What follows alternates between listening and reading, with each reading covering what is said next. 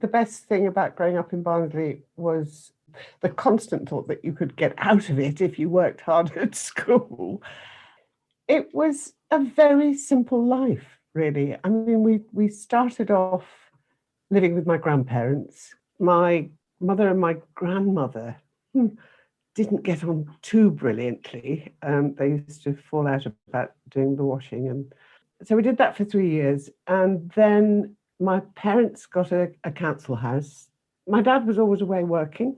He was first, when I was very small, he was a television repairman in a local TV shop, which meant we did have a television when I was 3. And I used to play out in the street with the kids, you know, we would roller skate, we'd go up and down on our bikes. I had a best friend next door whose name was John Lewis, not that one, unfortunately, because we all said we would marry when we got older. But it was a very, very simple life, except my mother, who was definitely upwardly mobile, insisted that my father went to night school, and he became an electrical engineer because he worked very, very hard. And she sent me for elocution lessons when I was 4, I think I was. I read very early because my mother read to me all the time and helped me learn to read. So working class household, but upwardly mobile, very aspirational by the sounds of it. Did that affect how they voted? My dad was a passionate Tory voter and would always say, oh, you know, I believe in pulling yourself up by your bootstrings. And that's the party that encourages it. So, yeah, he was a Daily Mail reader and a Tory voter. My mother never told me what she voted, which is interesting. I suspect she might have been a Labour voter and didn't tell my dad either. Can you remember the first time you cast your vote? I was at university. I was 21. I've never said, and I never will say, which party I voted for. There's an impartiality on politics that's drummed into me. I joined the BBC when I was 23, and I have never revealed my party politics, which, you know, I'm not doing daily politics anymore as a broadcaster, but maybe one day I will again, and I ain't ever gonna say which party I support. Okay. Have you always voted for the same party? No, I've switched around. I've voted Labour, I've voted Green, I've voted Lib Dem, and I have also voted Conservative. So I've been a bit personality driven. Coming from Barnsley, I want to ask you about a great industrial dispute, the miners' strike, of course. You would have left Barnsley by then. What are your memories of that dispute, and what do you remember thinking about that dispute at the time? The most bizarre journalistic work I have ever had was covering Anne Scargill and the miners' wives in Barnsley, because they set up a fantastic feeding centre.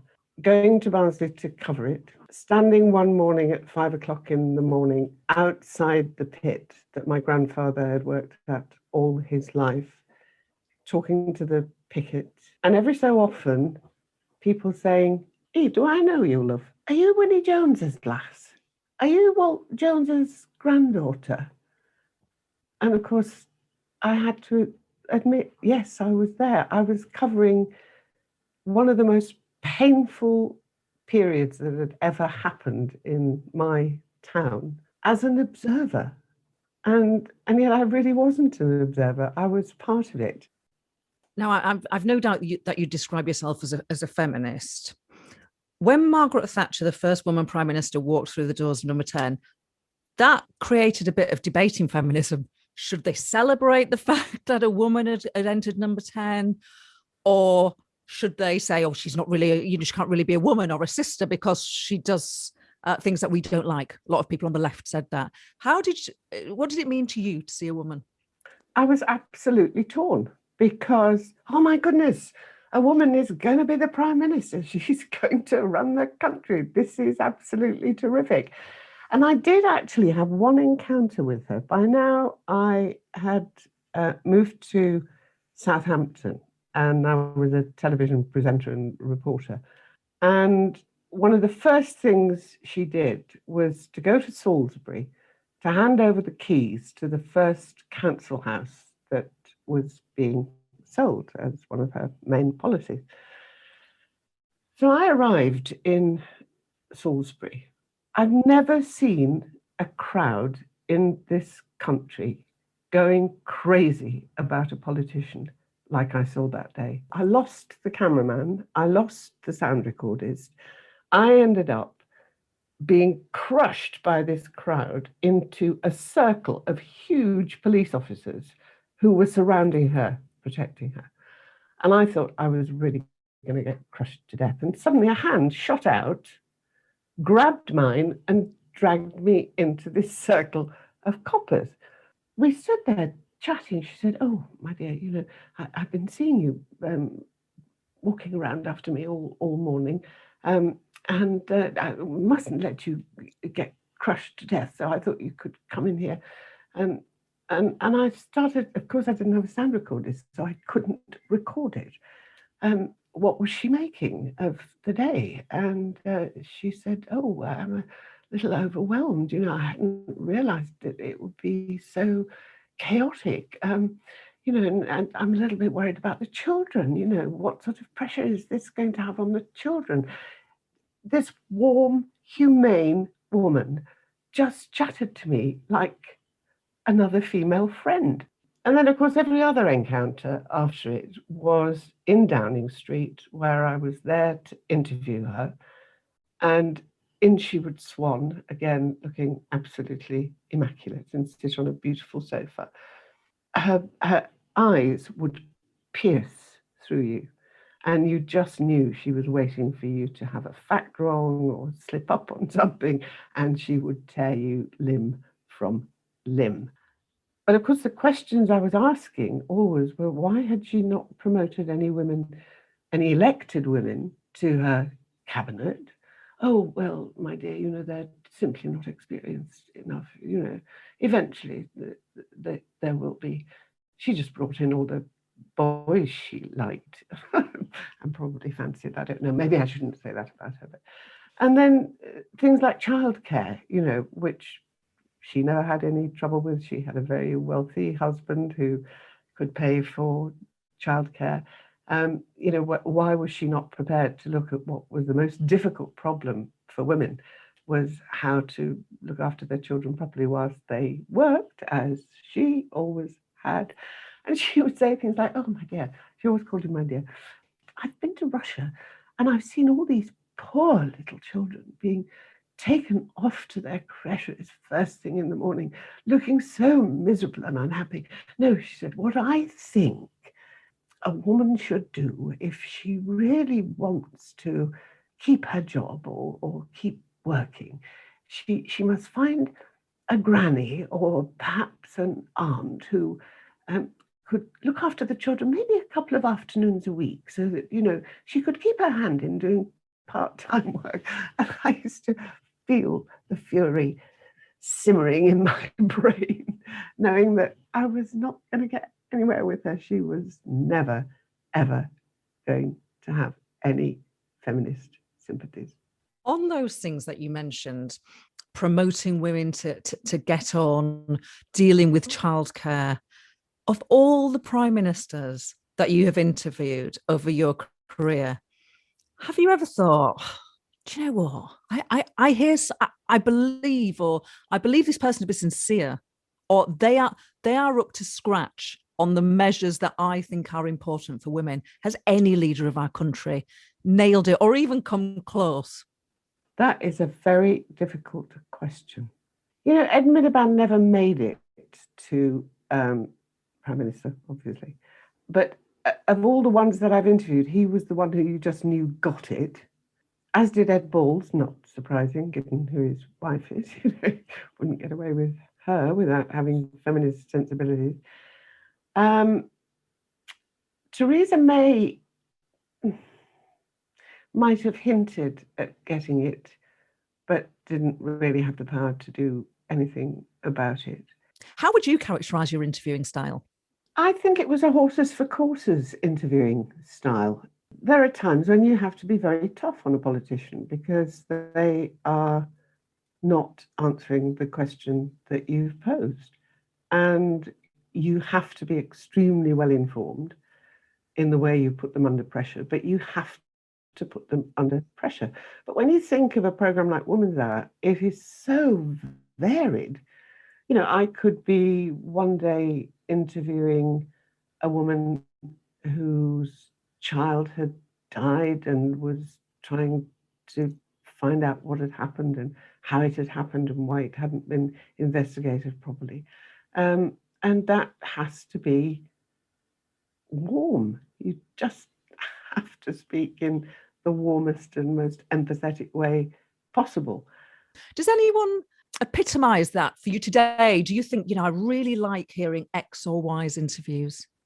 I try not to judge other people and their styles. There are some that I don't listen to because they make me shout at the radio too much. I have to say the person who was not always well mannered, but who I really, really, really miss first thing in the morning is John Humphreys. John and I worked together. We started the Saturday Today program together. And he's a terrific interviewer and incredibly well informed about politics. And he was sharp. And there were occasionally times when he missed certainly things that might have been of concern, particularly to women. I can't think of a particular example, but I know there were times when I was like, for goodness sake, John, don't ask that question like that. But he's the person on the radio that I most miss. And he left school at 15 and he didn't go to university. And I think most people would accept that he's one of the best interviewers that this country, certainly the BBC, has produced. There are reports at the moment that the BBC is to set targets for working class people to be employed. Is that a good idea? To find the next generation of John Humphreys? I'm not a fan of targets. I did read about that this morning. When I look back over a long career with the BBC, and especially with Woman's Hour, we've always had people of different races working with us. We've always had people of different classes. Both Jane Garvey and I are originally Northern working class, although we've moved up. And I think these things can happen naturally if you look in the proper places for people. Do you fancy telling us your views on Boris or Keir? I have only met Boris Johnson twice. And it was in the days when he was a journalist and then when he became mayor of London. And he kind of bamboozled me because he's the kind of bloke that I've never really had any dealings with on a personal level, I honestly think he handled the start of this pandemic appallingly. Just didn't take it seriously and is now taking it much more seriously. What I like about what's going on in Downing Street at the moment is I'm a big fan of Carrie's, actually, because I think what she's not running the country. She's not an elected politician. She has no right to be running the country. But we all talk to our partners about work and what worries us and what kind of problems we're having. So clearly that must be going on. And she, I think, is managing to persuade him, as I suspect his sister would have tried to do as well, Rachel, is to make a bit of feminization going on there. Some of the advisors he had, I had very little time for. Cummings, I thought, oh, come on, the man who drove a car to check his eyesight didn't sound like a very sensible person to me at all. But Allegra Stratton, I know very well from way back. She worked at the BBC for quite some time. And I've always had a lot of admiration for her and her journalism. And to the Labour Party, will they ever have a woman leader? Well, that's a very good question. Would you have wanted to be it? I'm doing the questions. No, there's no way I would want to do that job. Keir Starmer, I have known for a long time because obviously I interviewed him lots of times when he was DPP.